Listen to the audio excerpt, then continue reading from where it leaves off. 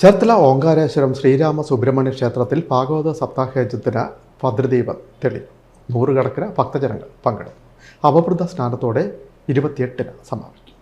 ചേർത്തല ഓങ്കാരേശ്വരം ശ്രീരാമ സുബ്രഹ്മണ്യ ക്ഷേത്രത്തിലെ 21ാമത് ശ്രീമദ് ഭാഗവത സപ്താഹയജ്ഞത്തിനും അഷ്ടദ്രവ്യ മഹാഗണപതി ഹോമത്തിനും തുടക്കമായി. സെപ്റ്റംബർ 21 മുതൽ സെപ്റ്റംബർ 28 വരെ നടക്കുന്ന ഭാഗവത സപ്താഹയജ്ഞത്തിന് S board member G Sathyaseelan Sathyalayam ഭദ്രദീപ പ്രകാശന കർമ്മം നിർവഹിച്ചു.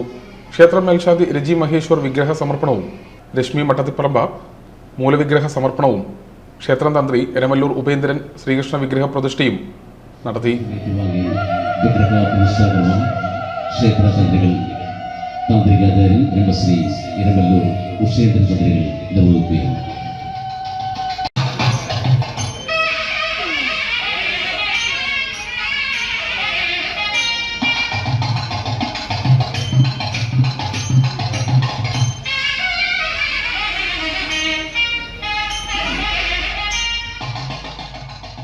തുടർന്ന് ആചാര്യവരണം നടന്നു.